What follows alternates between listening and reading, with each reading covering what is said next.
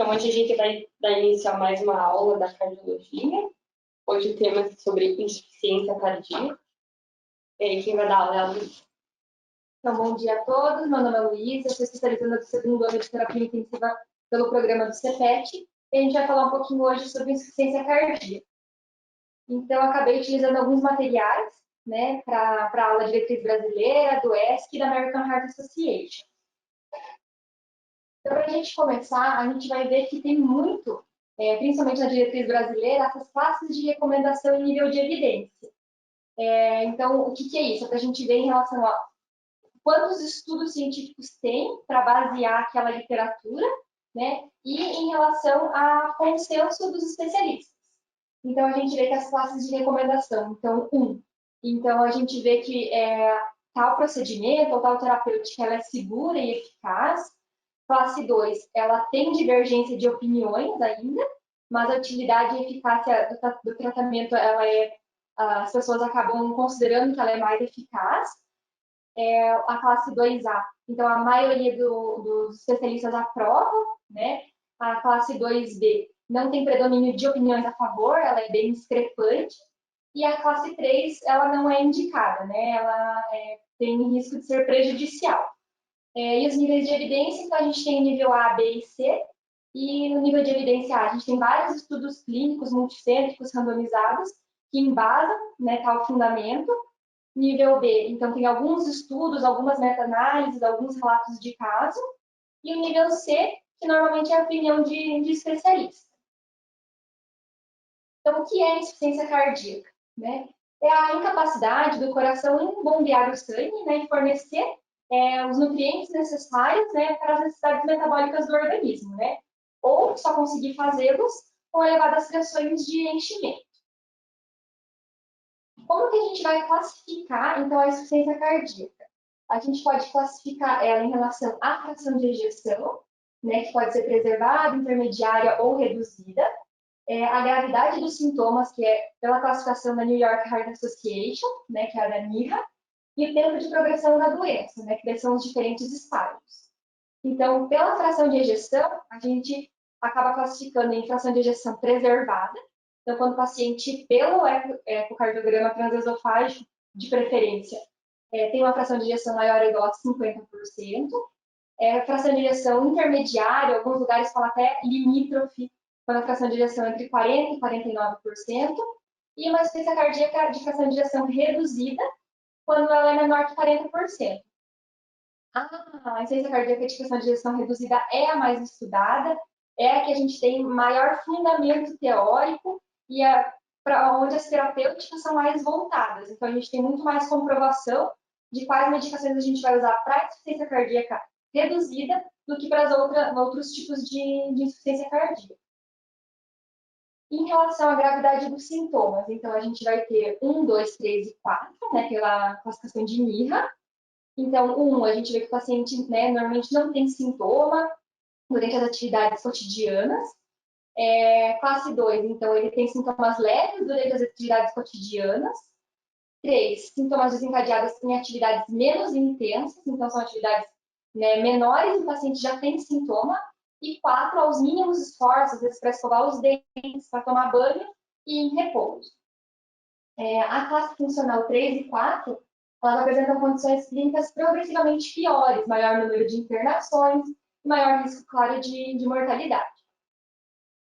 E aí a gente tem a classificação, né, da American Heart Association em relação aos estágios da insuficiência cardíaca, né? Então, a gente vai ter o estágio A, B, C e o D. E então, a gente vê que o estágio A, então, é aquele paciente que ele não tem insuficiência cardíaca, mas ele tem o risco de desenvolver a doença. Então, o paciente com fatores de risco, né? Ele tem hipertensão, ele tem dislipidemia, ele é diabético. Então, como que a gente vai tratar, né? Então, a gente vai controlar os fatores de risco, né? Cessar tabagismo, controlar a pressão, cessar etilismo, controle de diabetes, perda de peso, para tentar evitar a progressão. O paciente não tem nenhuma doença estrutural, mas tem o risco de desenvolver a insuficiência cardíaca.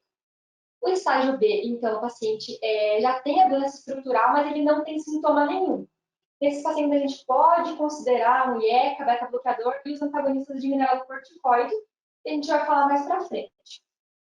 O estágio C, então o paciente vai ter uma doença estrutural cardíaca presente já e já vai ter sintomas de insuficiência cardíaca.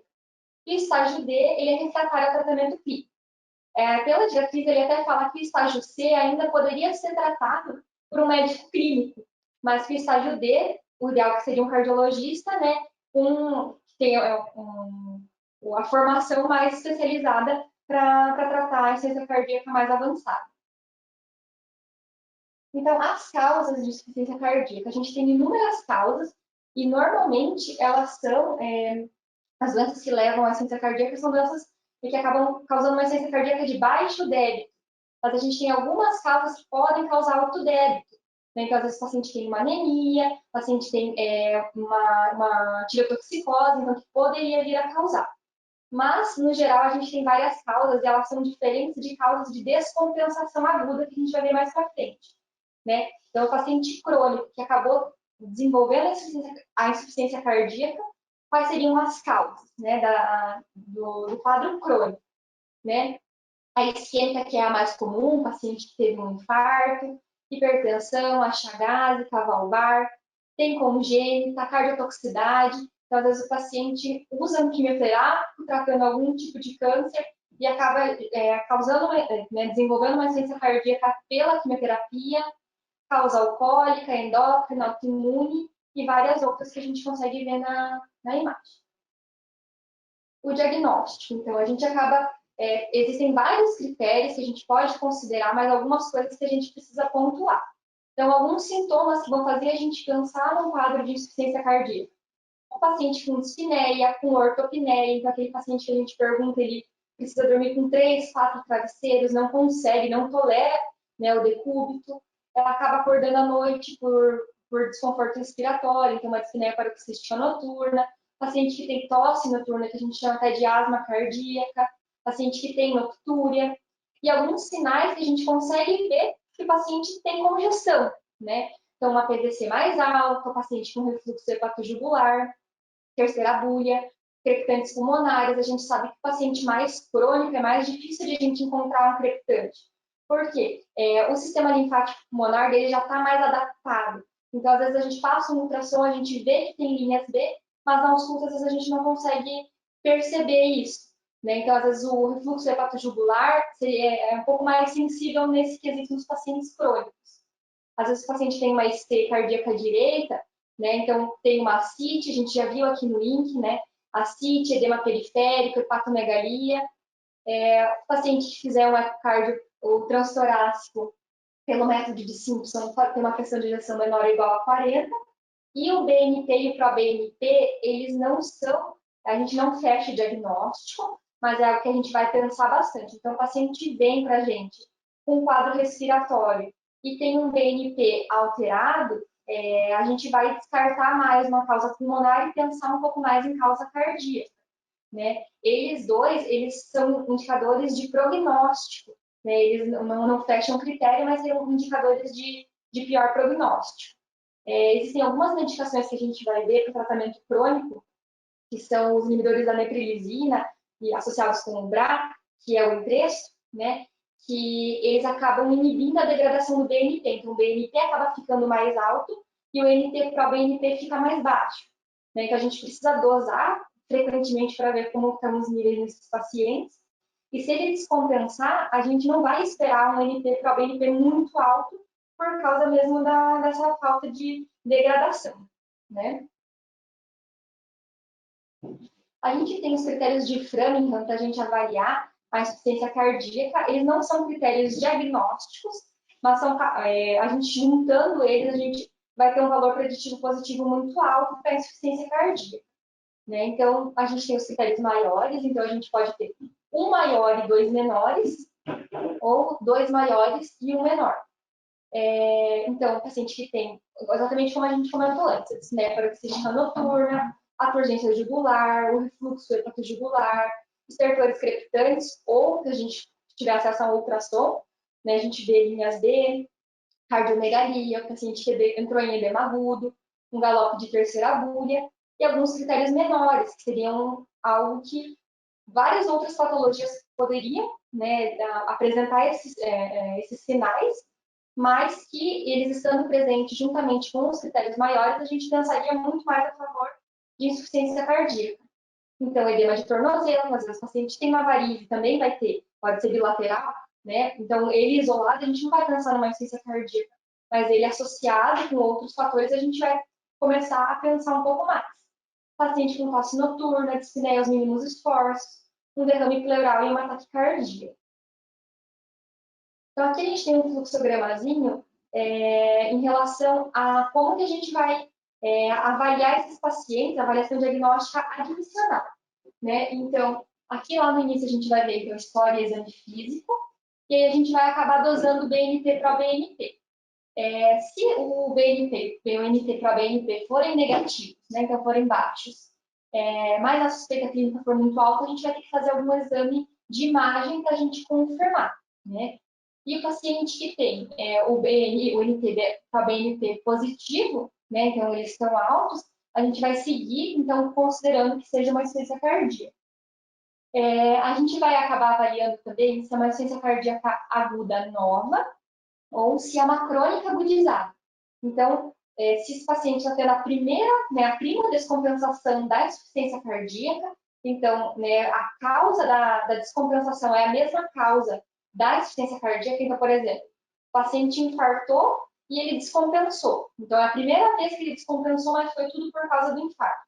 Ou não, o paciente infartou há 10 anos e descompensou agora porque ele foi num churrasco no final de semana, comeu muito sal, né, e acabou descompensando. A gente vai, então, avaliar a fração de ejeção desses pacientes, os fatores causais e o descompensador, né? Como eu comentei antes, o quadro agudo, normalmente, é uma insuficiência cardíaca aguda nova, né? O fator causal e o fator descompensador vão ser os mesmos. Agora, numa insuficiência cardíaca crônica descompensada, crônica agudizada, o fator causal não necessariamente é o mesmo fator descompensador. A gente vai ver se o paciente tem presença de comorbidades associadas, perfil clínico laboratorial e fazer alguns scores de risco para ver a gravidade da situação. O tratamento crônico, então, a gente vai se basear basicamente na terapia tripla, dependendo de suas indicações, né? A principal, a medicação que a gente acaba, duas principais medicações que a gente acaba iniciando é o IECA e o beta-bloqueador, né?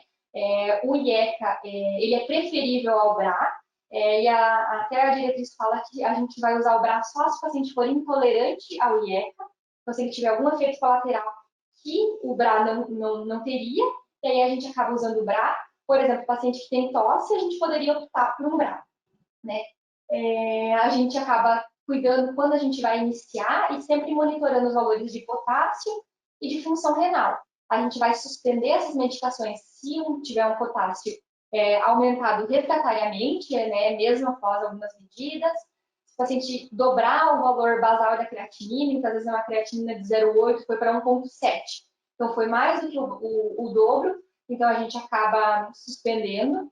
Ou uma creatinina maior, inicial maior que 3, ou se o paciente tem um índice de creatinina menor do que 25. Né? Eles são comprovados que diminuem mortalidade desses pacientes, né? E acabam, a gente sempre vai iniciar ele em doses mais baixas e vai aumentando progressivamente conforme a tolerância do paciente. Porque eles, né, são vasodilatadores e podem fazer hipotensão.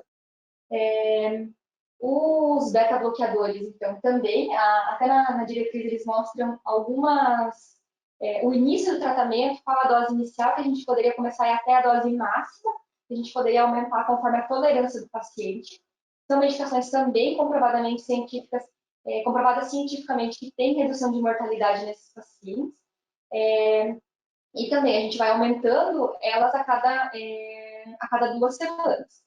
São medicações que no tratamento crônico, no tratamento, o paciente tem uma insuficiência crônica, já faz uso, e ele acabou descompensando, dependendo do perfil de descompensação, a gente não suspende, a gente pode reduzir em 50%, até a gente não suspende. A gente suspenderia se o paciente tivesse um choque cardiogênico, precisando de um inotrópico, que vai acabar competindo com o receptor, por isso a gente acabaria tirando o beta-bloqueador. Não tem nem sentido a gente deixar um beta-bloqueador e um beta-2 agonista, por exemplo, a dobutamina. né? Então, não teria por que a gente fazer isso. E, por último, a gente tem os antagonistas de aldosterona, que são algumas medicações, a gente tem duas medicações que a gente pode usar, que é o eplerenone e a espironolactona. No Brasil, a gente não tem o eplerenone. De estudo científico, tem esse estudo Éfesos, que foi feito, e viu que reduzia realmente mortalidade, mas era para o eplerenone. Ele é indicado, fora do Brasil, com a fração de injeção menor ou igual a 40%. Foi extrapolado para o Brasil o uso da espironolactona, e a gente acaba utilizando normalmente em insuficiência cardíaca com fração de injeção menor ou igual a 35%. Mas o estudo original é com o eplerenone, que não é disponível aqui no Brasil. São medicações que a gente tem que sempre dosar o nível sérico de potássio, para que a gente com uma hipercalemia, um potássio maior que 5,9, e a gente precisa suspender essa medicação pelos riscos arritmogênicos decorrentes do distúrbio eletrolítico. A gente tem algumas outras medicações que a gente poderia utilizar, eu vou falar mais brevemente, né? Para o tratamento crônico, a gente poderia utilizar, e a gente vê muito mesmo, os inibidores da neprilisina e o BRA, né, que é o sacubitril valsartan ou Entresto, que é o nome comercial. A gente vê que ele é uma alternativa para os pacientes que já usam, por exemplo, ele usa um IE com beta-bloqueador, às vezes acaba utilizando a espironolactona em doses otimizadas e o paciente mesmo assim continua sintomático. A gente poderia trocar, e ele não tiver nenhuma contraindicação ao IE com o BRA, a gente trocar por eles e a gente acaba vendo melhor. Existe um estudo chamado Paradigma, que ele demonstra que ele é superior até ao IECA, então essa associação é superior ao IECA na redução de internações por piora da insuficiência cardíaca, reduz mortalidade cardiovascular e risco de morte súbita, né? Mas a gente não vai prescrever para todo mundo.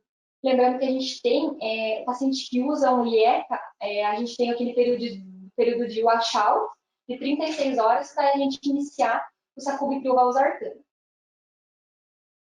A gente tem como opção também a terapia de ressincronização, que a gente poderia utilizar em paciente com ritmo sinusal e bloqueio de ramo esquerdo. Né? Ele tem benefícios clínicos inquestionáveis relacionados à melhora dos sintomas e qualidade de vida dos pacientes, redução no número de admissões hospitalares e melhora de sobrevida. A ivabradina também ela tem uma comprovação científica, ela vai atuar lá nos canais IF do nosso sinusal. Então, se ela atua no nosso sinusal, ele precisa estar comandando o ritmo cardíaco. Então, a gente vai indicar em pacientes só com ritmo sinusal uma frequência cardíaca maior do que 70, mesmo com a terapia tripla já otimizada. Então, o paciente já está com beta-bloqueador em dose otimizada, às vezes em dose máxima ou dose máxima tolerada pelo paciente, e mesmo assim mantém uma frequência maior que 70.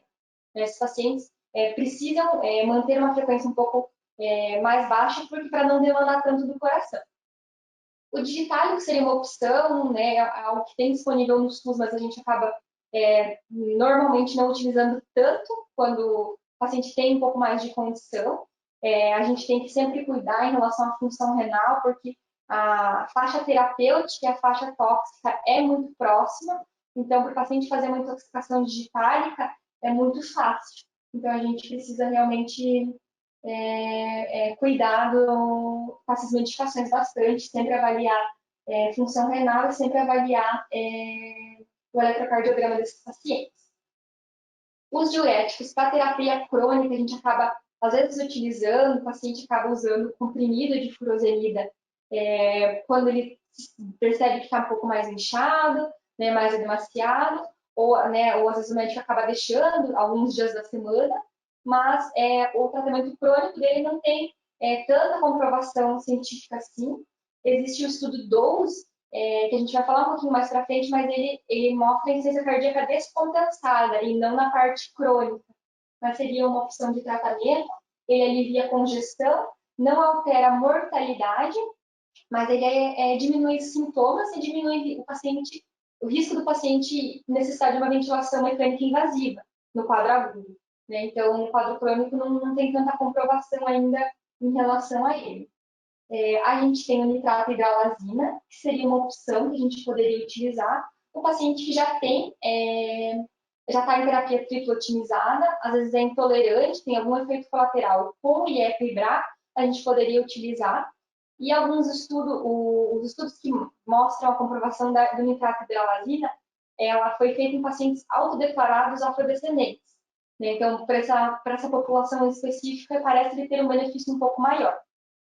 E o desfibrilador cardioimplantável a gente também poderia utilizar para evitar risco de morte súbita em paciente que faz arritmias ventriculares malignas.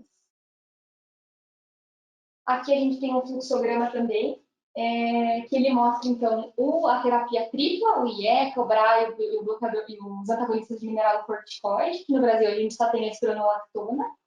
E aí, em relação a sintomas do paciente, né, se a gente vai manter a terapia, se a gente vai reavaliar a função de VE, ou avaliar com um especialista de insuficiência cardíaca. Pelas estratégias terapêuticas, então, né, a gente pode utilizar, a gente quase todos aqui com fração de ejeção menor ou igual a 35%. A gente pode trocar o IECA ou o BRA pelo sacubitril valsartana, né, ele demonstrou ser melhor do que o IECA isoladamente. A ivabradina, quando o paciente precisa e uma frequência cardíaca ainda mantém acima de 70 e um ritmo sinusal. Pacientes autodeclarados afrodescendentes, né? Então, nitrato hidralazina, mas a gente pode estender para outros grupos, né? A comprovação científica é mais para esse grupo de pacientes, mas a gente pode estender também. O paciente que tem um ritmo sinusal UFA poderia utilizar digoxina, a terapia de ressincronização, paciente com bloqueio de ramo esquerdo, e o desfibrilador cardioimplantável, né, no paciente que tem essas arritmias malignas. A gente vai falar um pouquinho agora sobre insuficiência cardíaca aguda. Acabei fazendo uma introdução de insuficiência cardíaca crônica, porque a gente acaba pegando, né, muitos pacientes, a gente vê muitas medicações, então, para a gente entender por que o paciente está com essa ou está com aquela medicação, né, quais seriam as contraindicações, para a gente acabar pensando também. Mas o nosso foco na terapia intensiva é muito mais insuficiência cardíaca aguda. Então, as causas de insuficiência cardíaca aguda, a gente vê que ela pode ser... Só queria tirar uma dúvida. Quer que causa...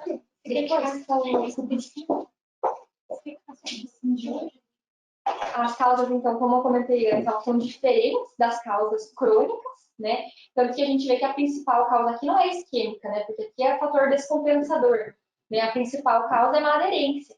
Então, aquele paciente que foi num churrasco, que comeu pizza, que acabou desregulando o balanço hídrico, né, de sódio dele, e acabou ficando mais congesto.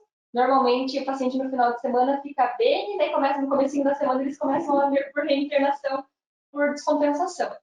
Infecções, principalmente virais, né, e aqui a gente não pode descartar o Covid, a gente tem que lembrar muito dele. Às vezes o paciente é um paciente com IC, que já tem múltiplas internações, sempre por uma infecção de trato urinário, alguma outra coisa, e a gente nunca pode descartar o Covid. O paciente, né, pode ter um quadro de Covid que acabou descompensando. Já chegamos a ver isso algumas vezes. Uma insuficiência mitral aguda, paciente que fez alguma arritmia, paciente que infartou. Aqui, normalmente, aquele paciente que vem na descompensação, né, uma insuficiência renal aguda, a gente tem a síndrome cardiorrenal, o paciente acaba descompensando. Por anemia, normalmente aqui vai ser por um alto débito, né, doenças de tireoide, uma tireotoxicose, álcool e drogas e uma hipertensão não controlada. A identificação de congestão e de baixo débito. Então, o que para a gente é importante na UTI? Então, a gente vai ver na próxima imagem, acho que eu vou mostrar lá antes e depois a gente volta com essa daqui. Para a gente ver os perfis de descompensação do paciente que vem com insuficiência cardíaca na UTI. Então, a gente sempre vai colocar ele numa classificação, né? Então, em relação à congestão ou não, e em relação à perfusão, se ele tem uma boa perfusão ou uma má perfusão. Então, um paciente que tem uma boa perfusão, a gente coloca eles nos quadradinhos de cima. Então, aquele paciente quente, né? Ele está bem perfundido. Ele pode estar seco, então o perfil A, normalmente o paciente que não tem uma descompensação nesse caso, é o paciente que está bem em casa e não vai vir para o hospital, ele está bem compensadinho. O paciente, o perfil B, é o que a gente acaba vendo bastante, o paciente que está bem perfundido, mas está úmido, que está úmido, ele está congesto, né? A gente vai voltar ali no slide para a gente ver em relação à congestão, quando a gente vai suspeitar, né? E em relação a quente e frio, também em relação à perfusão, quando a gente vai ver que o paciente tem sinal de baixo débito. O perfil L, então, o paciente está frio e seco, então ele está mal perfundido, mas ele não está congesto. E o mais complicadinho, que é o paciente que está congesto e está mal perfundido. Aqui a gente vê, então, que na congestão, sintomas de congestão, né? Então, o paciente que tem uma dispneia progressiva aos esforços, paroxística noturna, aortopneia, uma taquipneia, paciente com esforço, um edema agudo de pulmão. E aí, de novo, eu bato na tecla da gente fazer o ultrassom beira-leito, né? Algo que na maioria dos centros é disponível, então a gente acaba vendo que ele é muito mais fidedigno do que nossa ausculta pulmonar, né? Até alguns lugares até que falam que o esteto vai ser deixado em desuso e a gente vai acabar utilizando só o ultrassom, né? Não fala Não fala isso. Estou falando da parte de terapia intensiva. Em relação à parte pulmonar, né? A turgência jugular, do refluxo hepatojugular, galope de terceira agulha, os estertores crepitantes, edema de membros inferiores, ascite, cardiomegalia e hipertensão venocapilar ou derrame pleural. E alguns sinais de baixo débito. Então, quando a gente vai pensar que o paciente está mal perfundido, né? Então, é aquele paciente que vai ter uma PA menor, uma sistólica menor que 90, ou menor que 110, mas o paciente previamente hipertenso, mas extremidades frias, né? Tempo de enchimento capilar alargado, paciente que vai estar frio, sudoreico, vai estar desorientado, o lactato vai estar mais elevado, aquele paciente que vai ter um débito urinário mais reduzido, né, uma diurese mais arrastada, então a gente vai acabar pensando em sinais de baixo débito para esses pacientes. E a gente vai enquadrar eles dessa forma, e o guideline ele até segue esses perfis para a gente pensar no tratamento. Então, o tratamento, a gente tem várias opções que a gente pode utilizar e algumas a gente não pode utilizar, né? Então, a VNI, né, a ventilação não invasiva, ela vai diminuir o retorno venoso, né? Então, pode melhorar um pouquinho a congestão pulmonar e muitas vezes evitar que esses pacientes precisem de intubação, né, endotraqueal. O beta-bloqueador, normalmente a gente, dependendo da classificação, né, a gente acaba mantendo ou a gente reduz em 50%, e paciente de choque cardiogênico a gente suspende por completo, né? Pelo mecanismo de que os dois vão acabar agindo, né? O inotrópico e o beta-bloqueador no mesmo receptor.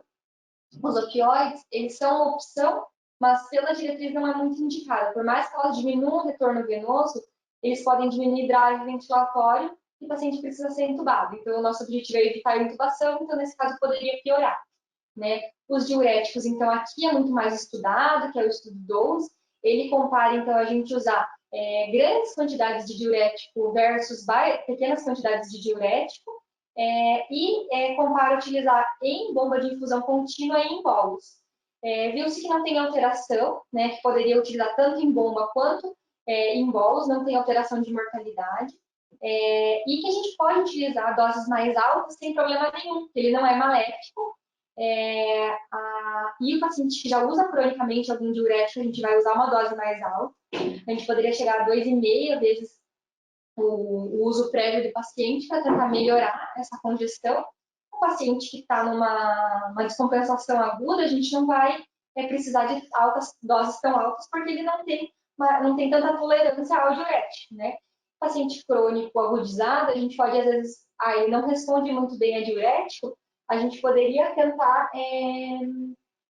o diurético de alça, a gente poderia tentar associar um tiazídico, então, por exemplo, colocar uma hidroclorotiazida.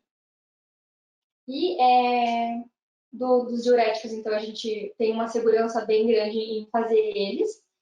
Quanto maior a disfunção renal, a gente acaba fazendo os diuréticos de alça, né? Uma dose mais alta, em relação à ultrafiltração. Então, a gente fazer uma hemodiálise com ultrafiltração, pensando, né, em retirar os líquidos.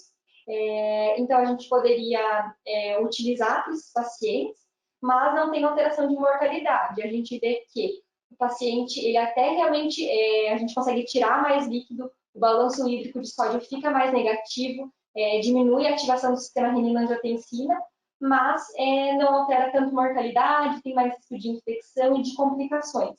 Então, a gente tenta usar o diurético, se o diurético não funcionar, aí a gente vai pensar na ultrafiltração para esses pacientes. Os vasodilatadores, então a gente acaba utilizando um tratamento agudo, né? Às vezes a gente acaba precisando tanto da nitroglicerina quanto do nitroprusiato, que são vasodilatadores endovenosos. O ideal no tratamento agudo é utilizar eles, porque a gente consegue ter uma segurança maior, a gente consegue dosar eles, né? Então a gente consegue ter um pouco mais de controle pressórico desses pacientes, né? Para a gente evitar que o paciente faça uma hipotensão e às vezes a gente não consiga recuperar isso. Né? A gente pode usar tanto o nitrato, desculpa, nitrato não, nitrato sim, né? Os endovenosos seriam nitroprusiato e nitroglicerina, mas a gente acaba, conforme o tempo, a gente vai iniciando os vasodilatadores via oral, a gente poderia utilizar IECA, nitrato, hidralazina, para a gente ir desmamando os endovenosos. E os inotrópicos a gente poderia utilizar, né? Paciente com insuficiência cardíaca normalmente com uma perfusão periférica, né? A gente acaba utilizando. Poderia usar dobutamina, o milrinone, o levozilandana, de defesa ele fala dos três, é mais acessível a dobutamina, então a gente acaba utilizando mais. Mas em alguns casos a gente poderia utilizar outros dois inotrópicos disponíveis. Aqui a gente tem um paciente com descompensação aguda, mas uma insuficiência cardíaca aguda nova.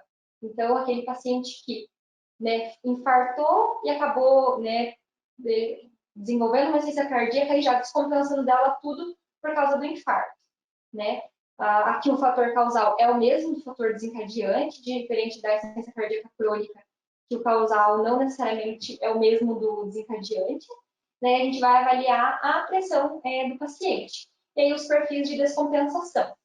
Né, paciente com a pressão sistólica maior do que 110, a gente vai, e ele tiver quente e seco, então ele está bem perfundido e não está congesto, a gente vai manter o tratamento, né, ou iniciar o tratamento para ele, o IECA, o beta-bloqueador, e não vai precisar de diurético. O paciente está, não tem congestão, então não teria necessidade. O paciente com uma PA sistólica maior do que 110 e está congesto, a gente vai iniciar vasodilatadores. Se ele estiver bem hipertenso, a gente pode usar os endovenosos, que a gente consegue titular eles com maior facilidade. Mas senão a gente pode ir introduzindo os vasodilatadores de oral para esses pacientes, para a gente otimizar essa parte também, porque o vasodilatador ele vai diminuir também em partes o retorno venoso, o paciente vai acabar melhorando da congestão. A furosemida, aqui ele coloca uma cruzinha só, ou até interrogado, mas acaba utilizando, e a gente vê que é só uma cruzinha mesmo, porque a dose não precisa ser tão alta quanto no paciente crônico. No paciente crônico a gente acaba fazendo muito mais, porque ele já tem uma certa tolerância ao diurético. O beta-bloqueador, o bloqueador e o ZIECA e o BRA. Né? O paciente que tem uma PA sistólica, então, mais limítrofe, entre 85 e 110, e ele está congesto, que ele está bem perfundido, mas ele está congesto, é o mesmo tratamento. A gente vê que seria a mesma coisa.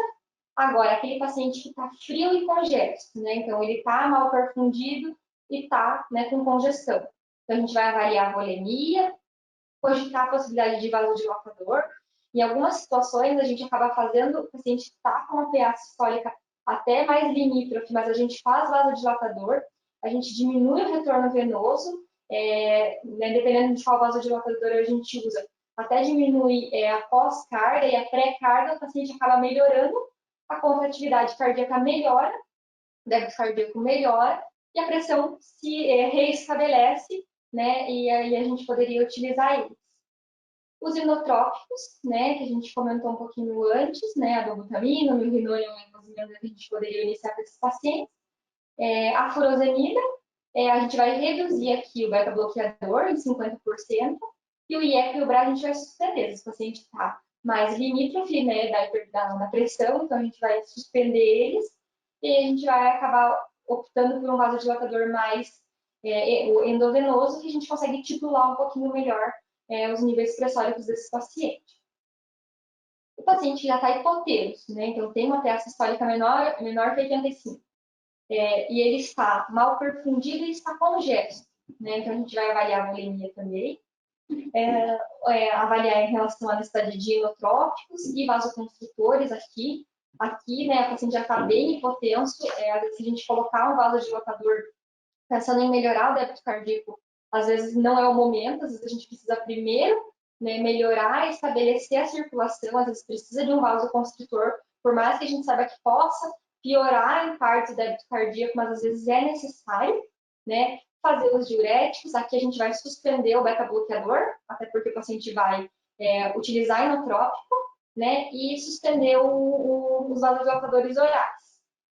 E o paciente frio e seco, né, então ele está mal perfundido, mas ele não está congesto, né, então a gente vai repor volume se necessário, né, se couber, né, e se for indicado, a gente vai suspender os vasodilatadores orais e o beta-bloqueador também, porque provavelmente esse paciente vai precisar de um inotrópico. Aqui a gente vê uma outra imagem, ela é bem parecida, né? Mas aqui é a insuficiência cardíaca crônica agudizada. Então, o que tem de diferença é que a gente vê que tem mais cruzes. Então, a gente vê que o diurético aqui, né? Antes era uma cruzinha e interrogada, a gente tem muito mais, né? Que a gente acaba utilizando muito mais, mas basicamente o tratamento seria o mesmo, mas a gente acaba, como a gente fala, pesando um pouco mais a mão no diurético para esses pacientes, porque eles toleram um pouco mais, até porque eles já têm um pouco de resistência, eles já usam previamente. Então, a gente poderia utilizar, poderia associar diurético tiazídico, e se não melhorasse, como a gente comentou, poderia fazer a ultrafiltração também desses pacientes. Em relação aos vasodilatadores endovenosos, a gente tem os dois, a nitroglicerina e o nitroprusiato, que é uma eterna briga entre a cardio e a intensiva. Mas, assim, a gente vê que os dois são classe 2A e nível de recomendação D. Então, quais são as diferenças deles? A nitroglicerina, ela é 6 vezes mais venosa do que a arterial. Então, ela diminui a pré-carga, mas ela não mexe na pós-carga. Então, ela não altera tanto a pressão, né? E o nitroprusiato de sódio, ele tem a mesma atuação, tanto venosa quanto arterial. Então, ele diminui pré-carga e diminui pós-carga. Ele normalmente, um paciente que tem uma emergência hipertensiva, né, a gente acaba utilizando ele porque ele é mais potente em relação à pressão do que a nitroglicerina. E, por fim, só para a gente ver as recomendações da diretriz, bem pequenininho para eu ler aqui. Então, a gente vai acabar mantendo os beta-bloqueadores nos pacientes sem evidência de hipotensão, né? Então, a gente não teria por que tirar eles, então a gente vê que é meio evidência 1A, iniciar os beta-bloqueadores nos pacientes clínicos e hemodinamicamente estáveis, se não tiver nenhuma evidência de congestão, então, né, um B não teria problema de a gente iniciar. A gente vai reduzir a dose do beta-bloqueador em 50% ou suspender em pacientes com sinal de baixo débito, né? Não sei até porque nesses pacientes pode ser que a gente vá precisar de um inotrópico. Reduzir em 50% dos pacientes com hipotensão sem baixo débito, né? Poderia ser, mas a gente vê que é muito opinião de especialista, né? Suspender os beta-bloqueadores em pacientes com choque cardiogênico ou séptico, a gente acaba fazendo isso. E agora eu lembrei de uma coisa que eu não comentei antes, dos beta-bloqueadores no tratamento crônico, a gente sempre prefere os mais cardioseletivos, né? Então, a gente ou vai usar o metoprolol, ou o bisoprolol, ou o metoprolol. Tá? Carvedilol, metoprolol e bisoprolol. Os IECAs, então, a gente vai iniciar ou manter na ausência de hipotensão, né? Não teria problema. Os DRAs, então, na ausência de hipotensão sintomática e de outras contraindicações. Os antagonistas de aldosterona, como aqui no Brasil a gente só tem a espironolactona. Na insuficiência cardíaca com fração de ejeção menor de 35%, a gente vai utilizar após o uso de diurético endovenoso. E os digitálicos no controle de frequência cardíaca em pacientes com IC aguda com disfunção sistólica, né, ele tem uma FA de alta resposta ventricular. E seria isso, era para ter uma obrigada.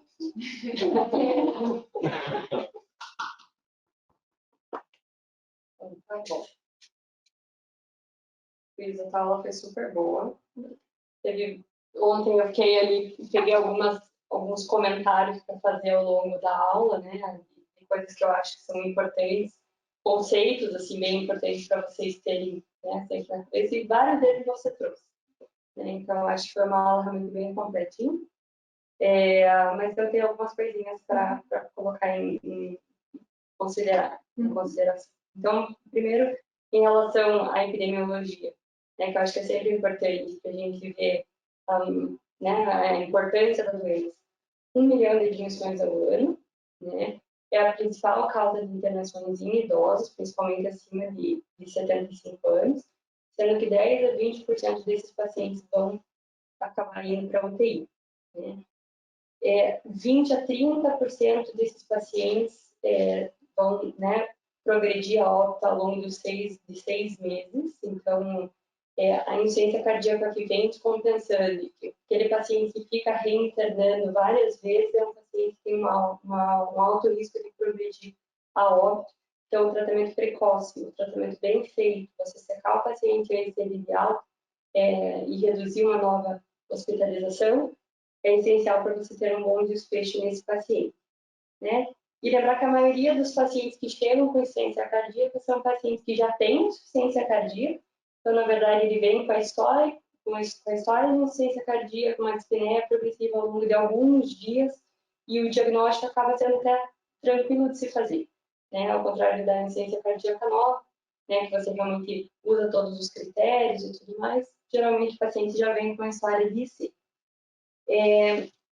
E aí, eu trouxe até, porque eu tinha feito uma aula, e eu trouxe para vocês, porque eu não sei se é uma coisa que todo mundo vê, porque isso é uma coisa lá do Gaito, que é essa, então, a contração ali contração ventricular e as pressões. Então, na verdade, quando a contração ventricular, né, ela começa quando a gente tem, né, o início do QRS, né, então eu vou ter uma contração, e no início essa contração é contra uma válvula aórtica fechada, né? E nesse momento eu vou manter o meu volume constante porque ele não há ejeção, mas o meu ventrículo ele está contraindo, né? Então a pressão ali no meu ventrículo esquerdo ele está aumentando. A partir do momento em que abriu, né, que a pressão do ventrículo se tornou igual à da aorta, a válvula aórtica se abre, né? E aí o que acontece é que o volume que está dentro do ventrículo começa a cair, porque começa a ser ejetado, né? E essa pressão ela sobe e depois ela começa a descer, né? E nesse momento em que ela volta ali para o valor basal, a válvula aórtica se fecha, né? E aí o meu ventrículo, ele começa a se relaxar, né? No relaxamento isovolumétrico, então não sai nem entra sangue, né? E a minha pressão, o meu ventrículo esquerdo, está caindo porque ele está se relaxando, né? E aí chega um momento em que a válvula mitral se abre, né? E aí eu vou ter um enchimento, né? Então, aqui do meu ventrículo esquerdo, então ele começa a se encher, né? A pressão se mantém constante, porque é uma cavidade que está, né, vazia. E, por fim, eu tenho a minha contração atrial, que é o P, né? Então, eu tenho a minha contração atrial, que vai dar aqueles 20% de sangue a mais, para daí reiniciar todo o ciclo, né? E aí, o que a gente tem é esse diagrama volume-pressão, né? Que é o diagrama do ventrículo esquerdo, né? Então, ele basicamente fala a mesma coisa, né? Então, eu tenho aqui o meu volume, tenho aqui a minha pressão, aqui a minha válvula, aqui começa a minha contração isovolumétrica, né? Então, aumento a minha pressão, mas o meu volume se mantém constante. Né? A partir do momento que a válvula aórtica se abre, eu tenho a ejeção do sangue, né? Então, meu volume diminui, a minha pressão aumenta, depois volta a diminuir, né? E aí eu tenho um relaxamento isovolumétrico, né? A válvula aórtica se fecha, o ventrículo começa a se relaxar, e aí, por fim, a válvula mitral se abre e o volume volta, né, a entrar dentro do ventrículo esquerdo. Então, aqui acontece o enchimento do meu ventrículo e, por fim, a contração atrial, que é o finalzinho ali, que aumenta um pouquinho mais o meu volume, tá bom? E quando a gente fala de mecanismo, o que acontece? O meu volume sistólico é justamente isso aqui, é meu volume de ejeção, né?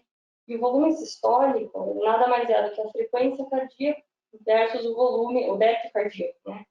Então, o débito cardíaco é a frequência cardíaca versus o volume sistólico, né? E o volume sistólico débito, ok, né? Um parâmetro para você ver contraindo ou não mais, mas o volume sistólico está na dependência de 3 fatores: a pré-carga, a pós-carga e a contratilidade. E esses 3 parâmetros eles vão mudar esse diagrama, né?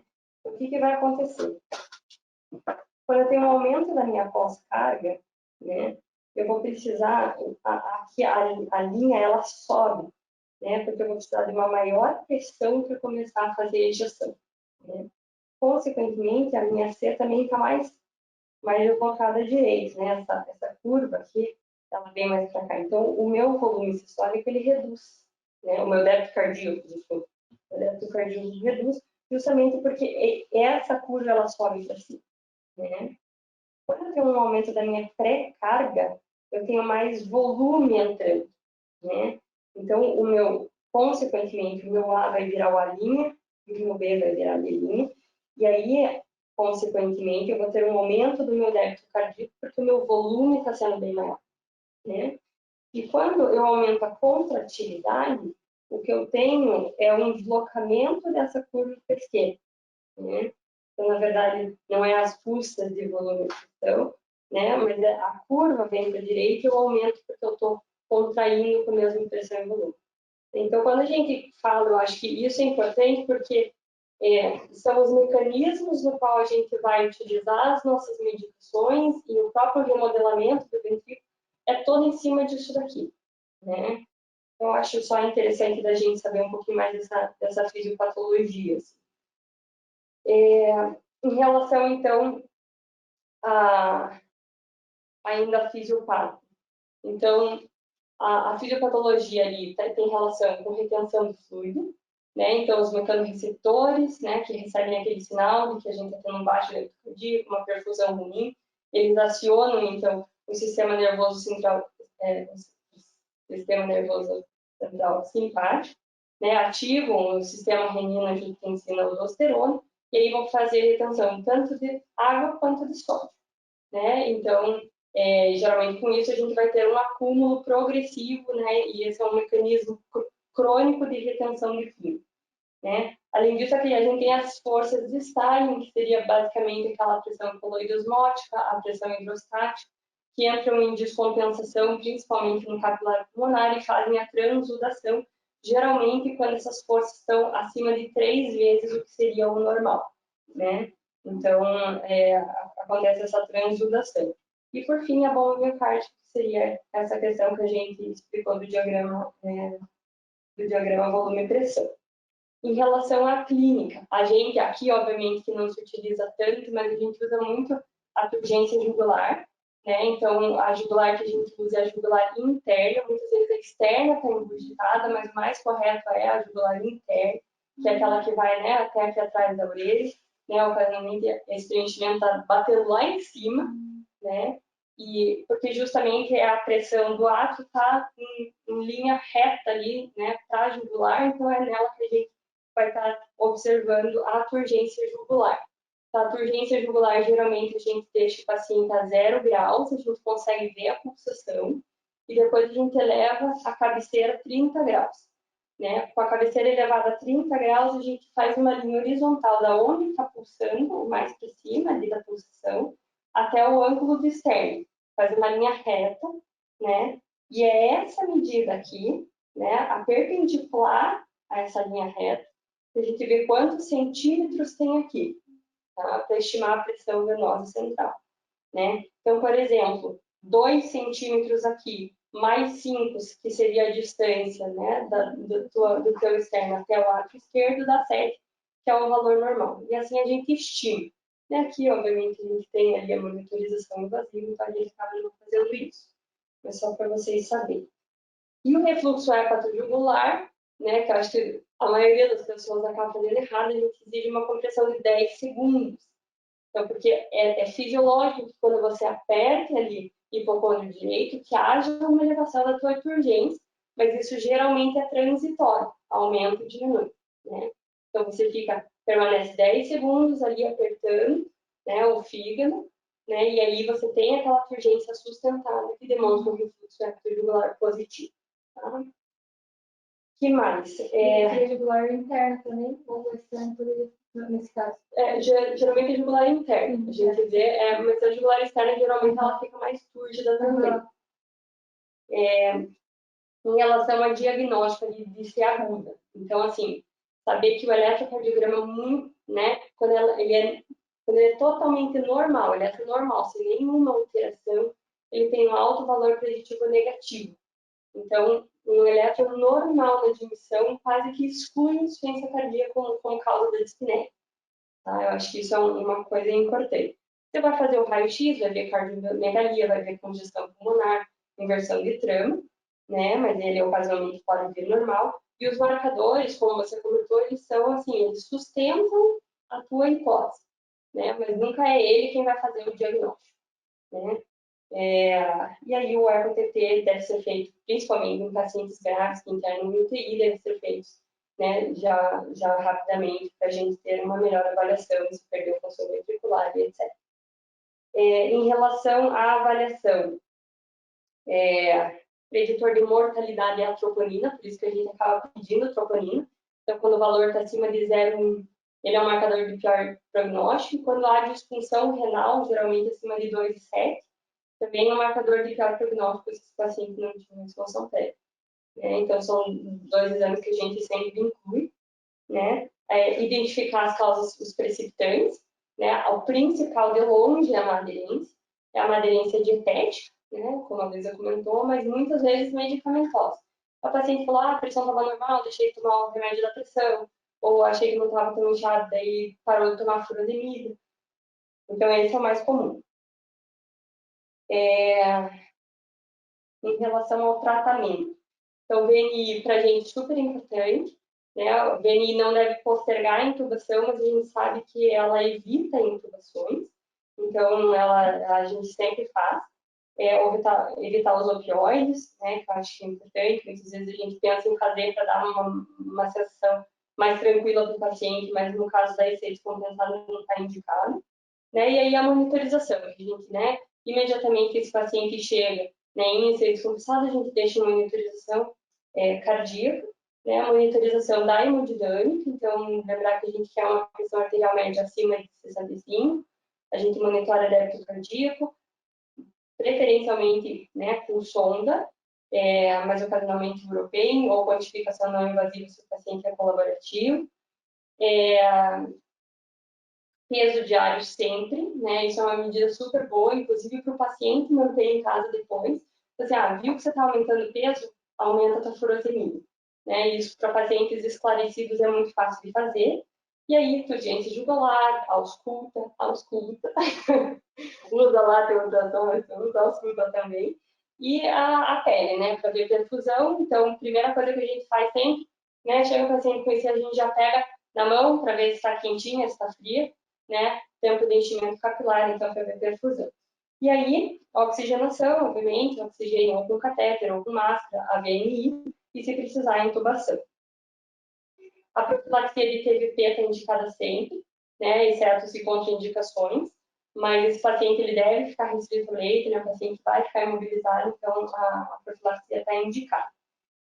E aí, em relação às medicações, então a gente realmente usa muito mais o Tridil, os dois, né, a princípio são descritos. Quando tem uma emergência hipertensiva, a gente usa o Tridil, mas na maioria dos casos a gente acaba usando o Tridil porque ele, em alguns locais, está dando como preferencial, e ele diminui o retorno venoso, que é essencial para evitar a congestão pulmonar. A gente acaba preferindo ele mesmo. Que mais? O Tridil, ele faz resistência, né? Então, geralmente, a gente usa ele por 24 horas e em doses altas.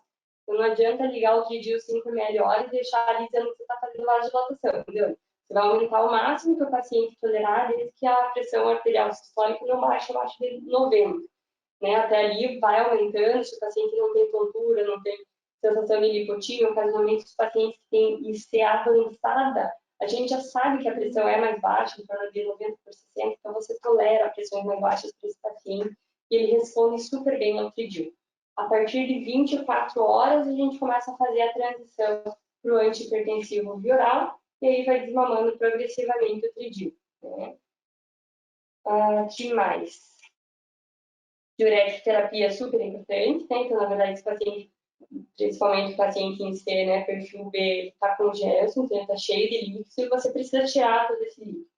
Né? A gente geralmente não faz bomba de infusão, de furo, mas ocasionalmente, se ele não tem resposta a bolos, você institui e muitos têm resposta boa. Apesar de não ter uma evidência em artigo, a gente sabe que eles respondem. Você viu alguma coisa? Oi. Já sei.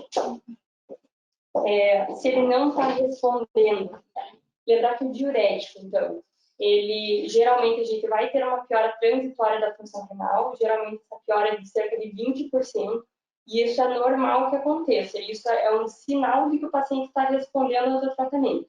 Obviamente, ele pode evoluir com uma perfusão, com tudo isso, então você vai ter que estar atento para a disfunção renal por hipoperfusão. Mas esse aumento inicial é normal e na sequência você deve ver uma descongestão renal e aí uma queda da tua creatinina junto. Se tem resistência associada a hidrocloro e espirona, muitas vezes a gente faz o triplo bloqueio mesmo, daí só tentar para hipocalemia. Né? E lembrar que o paciente que não vai seco para casa, ele reintegra. Né? Então, você dizer assim, não, secar realmente ele, deixar ele com o pulmão limpo, é um preditor melhor para não precisar de reinternação. Em relação à dobuta, ela é a mais utilizada, a milrinone também está descrita, aqui a gente não tem, né, tanta cultura de utilizar, mas existem até alguns lugares que dizem que ele seria até superior à dobutamina, mas a gente mais usa, por cultura, eu acho que é a dobuta mesmo. Sempre atentar para risco de arritmias por conta da dobutamina, mas ela está super bem empregada, né? Então ela é utilizada. E no choque cardiogênico vai ser uma segunda aula, então a gente fala na sequência. Em relação à insuficiência cardíaca crônica, então, lembrar sempre do tratamento não farmacológico, né? A aderência é sempre difícil, mas os pacientes que aderem à terapia não medicamentosa, eles têm uma boa resposta. O consumo é de 2 gramas de sal ao dia, no máximo, né? Até lembrar na aguda de restringir, óbvio, né? Fazer dieta hipossódica e também, ocasionalmente, até restrição de água. No tratamento, então, crônico, 2 gramas de sódio, isso que representa 1 colher de chá, né? Incluindo refeições, né? Então, é bem pouquinho. Restrição hídrica, principalmente quando a classe funcional é 3 ou 4. Atividade física e uma coisa que todo mundo esquece é a vacinação. Então, esses pacientes, eles devem vacinar tanto para influenza anual, você faz a cartinha dizendo que eles precisam, né, por terem o diagnóstico de insuficiência cardíaca, e a vacina do pneumococo, né, que é a cada 5 anos. Aí cessar tabagismo e evitar anti-inflamatório, que pode alterar a função renal, e aí acaba descompensando da IC. A terapia modificadora de doença, então, é aquele pilar que você comentou, né? Então, é o IECA, é o beta-bloqueador, é a espironolactona. A espironolactona, realmente, os estudos não foram feitos com eles, mas a gente extrapola, né? E agora entrou o inibidor do SGLT2, né? Que a gente vai comentar na sequência. Então, beta-bloqueador, os 3, né? Que são, na verdade, são 3 ou 4, né? Então, é o bisoprolol, o metoprolol e o carvedilol. Também tem gente que inclui o nebivolol, né? Mas como regra são esses 3, porque são os 3 que os estudos mostraram redução de mortalidade. Né? Obviamente que vai ter motivos para usar um ou outro, né? Então, se você tem um bronquifasmo, você vai preferir, né, o bisoprolol. Se você tem mais hipertensão, você vai preferir o carvedilol. Né? Então, cada um com a sua, né, indicação. E as contraindicações é hipotensão, paciente muito bradicárdico, mas a gente sempre tenta iniciar pelo menos uma dosinha pequena e sempre aumentar progressivamente até a dose máxima, né, da medicação, a dose máxima tolerada pelo paciente. Da mesma forma, os IECAs, né? Maior dose tolerada, maior dose da medicação. Sempre esses dois, porque quanto maior a dose, maior o benefício em mortalidade e em desfechos, tá? E aí o IEC é preferencial ao BRA, né? Mas quando fizeram a medicação em trecho, associaram o BRA com o inibidor da nitrisilina, né? E por que isso? Realmente pelo risco de NGD, né? Então, como o risco é muito grande, inclusive você precisa parar, né? Fazer o washout do IECA, a combinação foi feita com o BRA, e hoje já existem estudos para a gente começar ele já de cara, mesmo em pacientes, né, virgem de tratamento. Então, realmente, né, nas diretrizes a gente ainda tem evidência como o paciente tá, que foi o estudo, né? Então, o paciente já está com ECO, já está com BRA, já está com dose máxima, e aí não está tendo resposta em classe 3, 4, a gente substitui. Hoje a gente já sabe, né, os resultados foram tão positivos em pacientes já com terapia otimizada que a gente, né, já está sendo prescrito como primeira linha já de cara. Ele é bem hipotensor, né? Então geralmente a gente vai começar, são 3 doses, 24, 26, 49, 51, 109, 97, 103, né?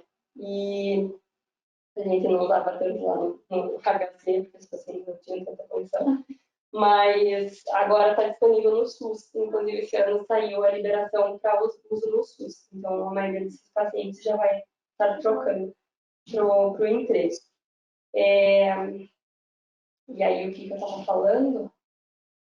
Então, enfim, quando você geralmente começa com uma dose baixinha, 24, 26, né? E você vai aumentando progressivamente a dose em torno de 2, 4 semanas, né? E aí, vendo função renal, hipercalemia, né, e hipotensão.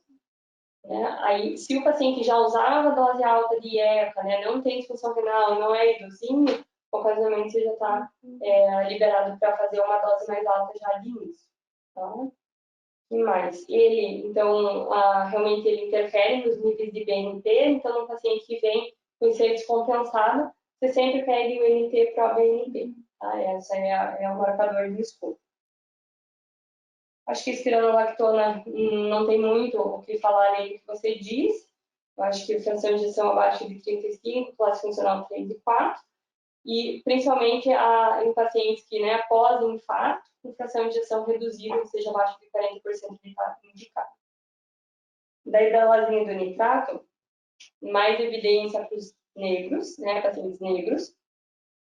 E lembrar sempre que o nitrato precisa, né, ele faz tolerância. Então, a gente geralmente, né, a dose é 3 vezes ao dia, e a gente mantém às 8, 14 e 20, para dar 12 horas à noite, né, para o paciente ter esse tempo para não fazer tolerância e nunca pode associar com fibra física. Tá? E aí, os inibidores do SGLT2, então, eles entraram no arsenal terapêutico agora da insuficiência cardíaca. Antes, né, ele estava já sendo bem estudado nos pacientes diabéticos, com uma boa resposta. E aí eles começaram a ver que nos diabéticos, eles estavam causando uma redução de insuficiência cardíaca.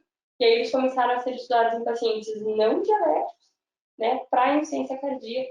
E o que eles viram era um resultado extremamente importante em redução de mortalidade, mesmo em pacientes já com terapia otimizada, né? Então, agora a gente tem a DAPA e a empagliflozina, né? A DAPA é o Forxiga, ocasionalmente ele tem até junto com a metformina, né?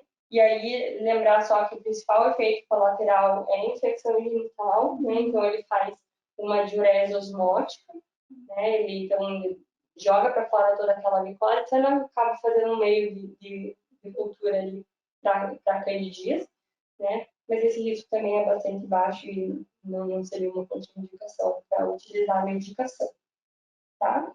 Dos sintomáticos, então, a furo, né, que você falou bastante, ela não tem tanta evidência em mortalidade, mas ela tem uma evidência super grande como sintomática. Né? Então, ela é super bem empregada nesses pacientes. Geralmente, a gente, se o paciente precisa, a gente deixa lá, né, internou, ficou ali 2 vezes ao dia, a gente fala, ó, mantém essa dose, que é a dose que mantém ele euvolímico, né? E ocasionalmente, se você vê, descompensou um pouco na dieta, né? Teve geralmente, né, muda um pouco ali quando vai para casa. eles podem ser orientados a aumentar a dose de acordo com o peso, se aumenta o volume abdominal, se eles sentem aquele desconforto que eles geralmente conhecem, ou começam a fazer membros inferiores, eles mesmos adicionam 1 ou 2 comprimidos ao dia, tá? Acho que é isso.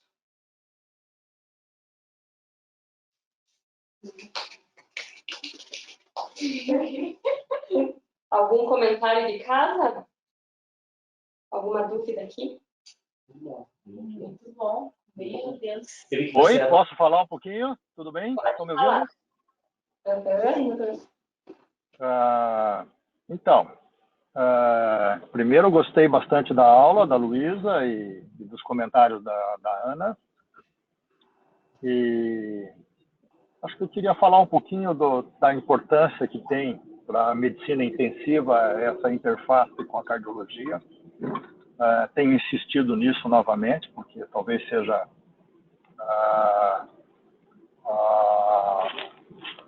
a principal razão dessa cada vez maior integração da medicina intensiva com a cardiologia. Então, acho que está claro de que as doenças cardíacas não param de crescer no mundo. O mecanismo final da maior parte das doenças cardíacas é a insuficiência cardíaca e, consequentemente, a insuficiência cardíaca também não para de crescer e cada vez mais vão demandar leitos hospitalares e leitos de terapia. Mais do que a doença coronariana, acho que a interface da medicina intensiva com a cardiologia se faz principalmente na insuficiência cardíaca congestiva, na insuficiência cardíaca aguda, né, do doente que precisa ir para o hospital. Eu acho que tem uma demanda de prevalência e de incidência crescente que justifica bastante que essa interface seja cada vez mais construtiva para as duas especialidades. Acho que a outra coisa é de que eu perdi um pouco a tua apresentação, Luísa, e o comentário da Ana. Não sei se vocês enfatizaram bastante o aspecto de que insuficiência cardíaca aguda, ela geralmente é um sinal de mau prognóstico. Né?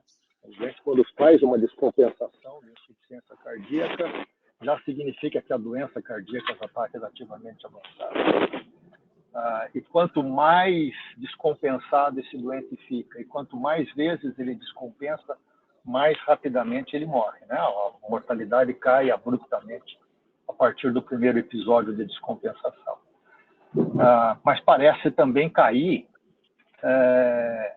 quanto mais tempo o doente leva para poder ter o diagnóstico de insuficiência cardíaca aguda, quanto mais tempo ele leva para poder ser compensado do episódio de descompensação agudo, mais ele inflama e mais ele fica sujeito a fazer novas descompensações e, consequentemente, a ter queda significativa da sua mortalidade. Então, me parece que isso também faz com que nós, intensivistas, junto com os cardiologistas, estejamos sempre atentos para pequenos sinais de descompensação de insuficiência cardíaca para poder iniciar a terapêutica e a compensação o mais rápido possível. Né? Porque isso gera menos inflamação e isso gera menos chance do doente descompensar. E no médio e no longo prazo tem tendência para poder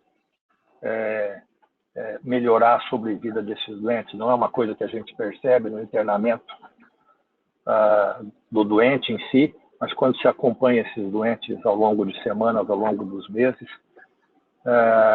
esses doentes têm maior mortalidade. Tanto é que os doentes cada vez mais, a Ana pode contar isso melhor, têm usado cada vez mais esses dispositivos que você usa, né, os wearables, para poder identificar pequenos sinais de descompensação, com o intuito de que a hora que começa uma dispneia, aumenta um pouco a frequência cardíaca, aumenta um pouco a dispneia, quanto mais precoce você intervir e compensar esses doentes, parece que isso tem melhor prognóstico desses doentes com doença cardíaca crônica, quando você identifica uma descompensação aguda rápida. De qualquer forma, isso trazido para a terapia intensiva é um sinal de que nós, intensivistas, temos que treinar o pessoal a identificar a insuficiência cardíaca aguda o mais precoce possível e compensar o mais rapidamente possível esses doentes. E isso vai ter um impacto benéfico para eles, depois que eles receberem alta, com melhora de qualidade de vida e de sobrevida. Acho que é isso que eu queria comentar e agradecer mais uma vez essa nossa 5ª reunião e vida longa para essas nossas reuniões científicas. Obrigado, Luísa. Obrigado, Ana. Obrigada. Estou à disposição de vocês aí. Acho que encerramos por aqui, então, doutora.